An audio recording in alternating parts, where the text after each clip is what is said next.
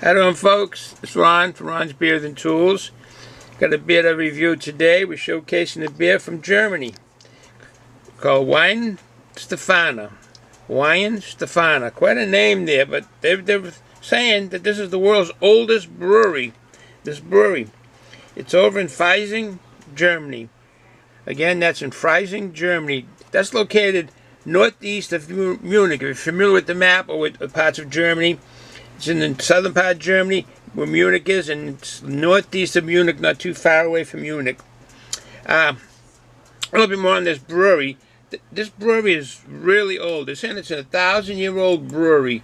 On their own words, it's almost 1,000 years ago that the Bavarian State Brewery, which was WEIHENSTEPHANER, was the monastery brewery there.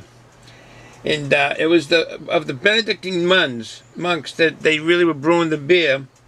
And then the Royal Bavarian State Brewery is now operating. It's a state-directed enterprise under the control of the Bavarian government. So basically, the Royal Bavarian State Brewery is this here, and it's under the government in a way. It's as the oldest existing brewery in the world. It stands upon the WEIHENSTEPHANER Hills. There's big hills located in that part of Germany. And it's basically surrounded by very young WEIHENSTEPHANER Science Center of the Technical University of Munich. So see, I said it was close to Munich. And so unique in tradition and brewing culture that developed over the centuries of this brewery. So we won't go any further, but if you got a chance to go to their webpage, it's just so immense on their webpage and the stuff that they have there. But we'll go with their beers. This is a Festbier. They brew it year-round, believe it or not.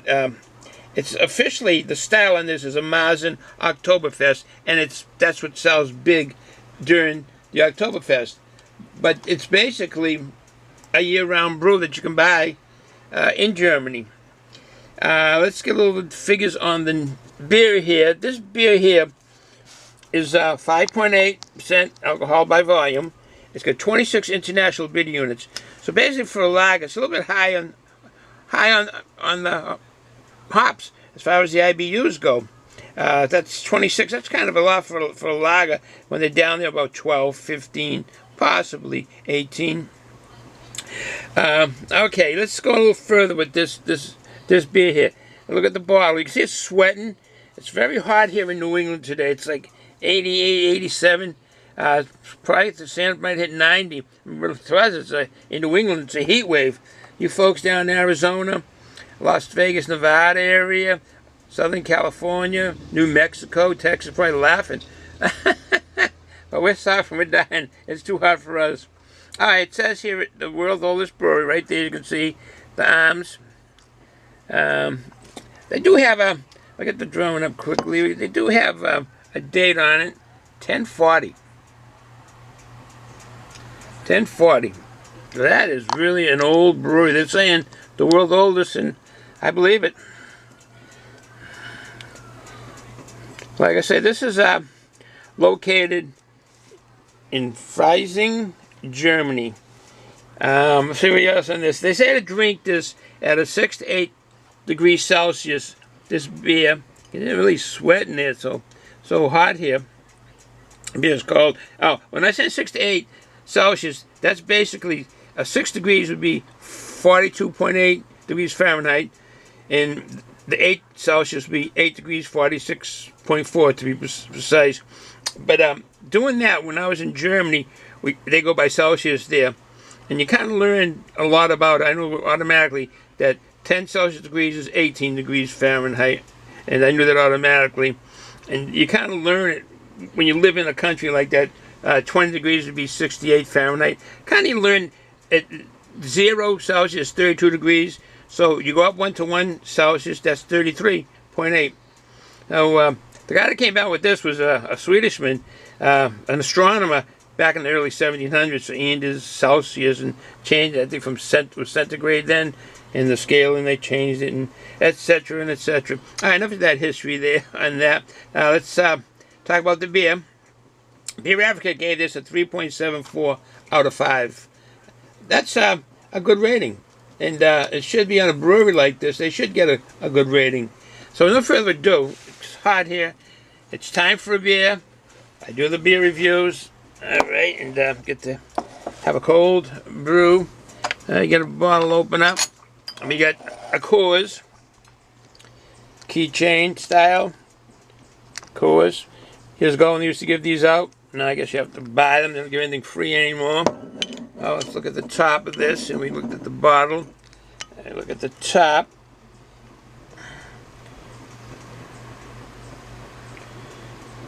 I guess that's the coat of arms. I don't know if it's the brewery or the name. It must be the name. Okay, no further ado. Let's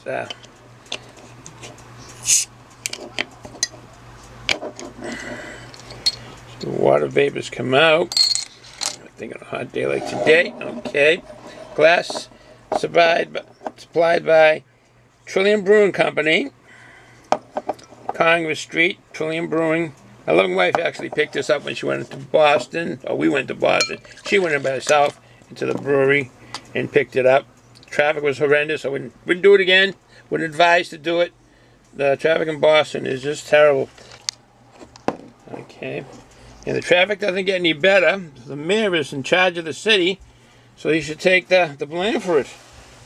I mean, gee, can't blame everything on the policemen or the traffic cops and people that do the traffic. I mean, it's too much traffic in Boston.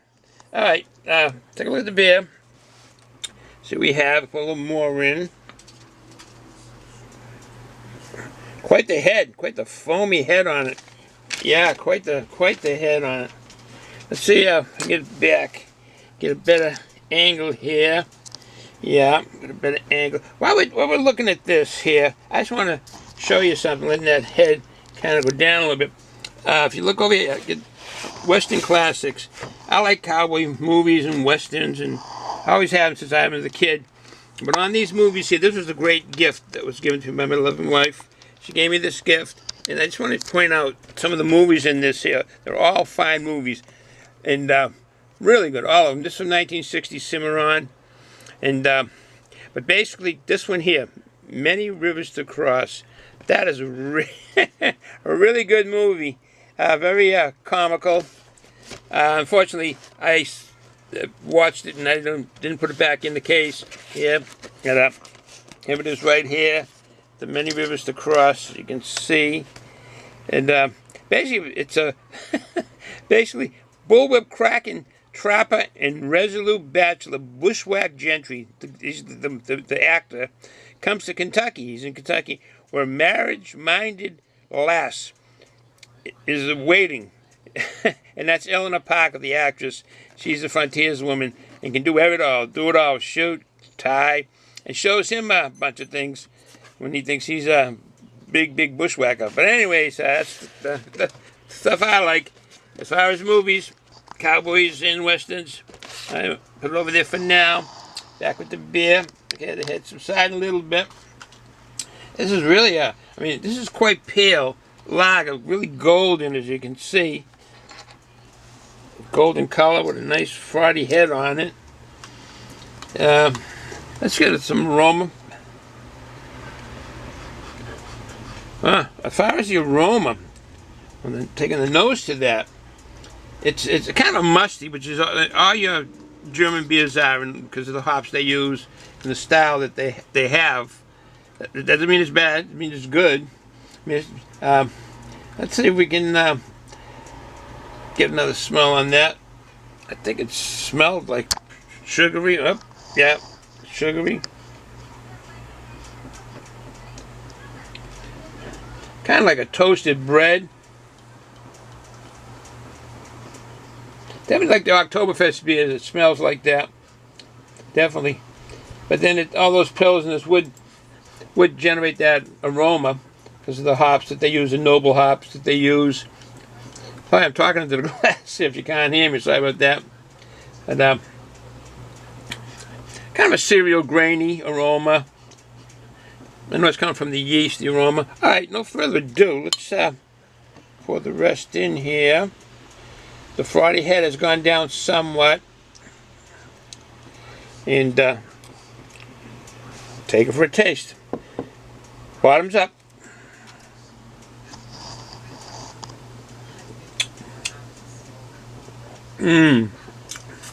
I got a light flavor. Oh. And floral hops. Excuse my lip smacking and gurgling, but it is really good.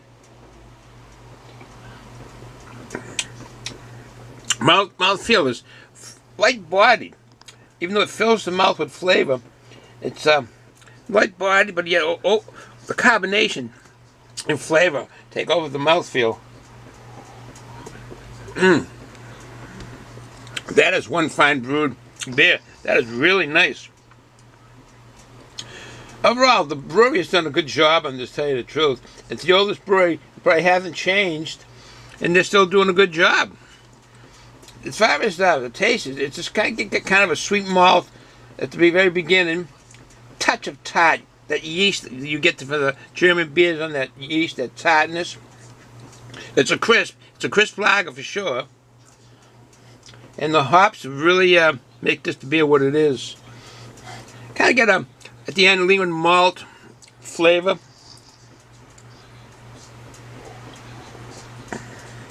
It's definitely smooth.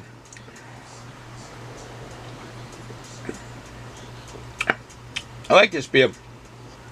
It's a bit, seems sweeter. Sweet, but I'm not saying cloyingly sweet, and not overly sweet. But it's sweeter than like a lot of the Paulaner, or some of the other Becks, or some of those other German brand beers. Lowenbrau, Dinkelacke. It's a little bit sweeter than those brews. But I like the aroma of it.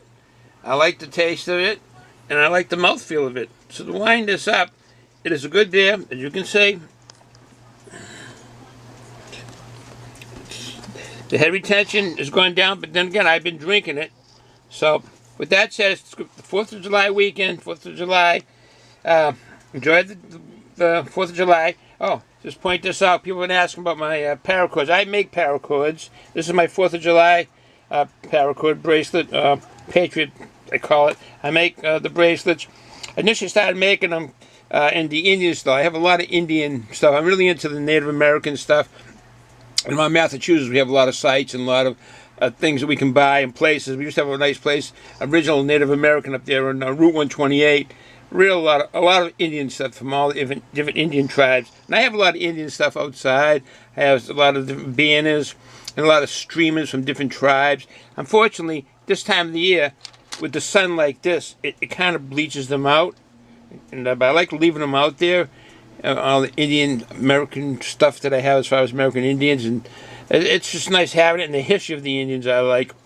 So this is this. I make Paracords, and I make a lot of them now that I want to send to the veterans of affairs here, and have them bring it up to the veterans up there in the Veterans Hospital.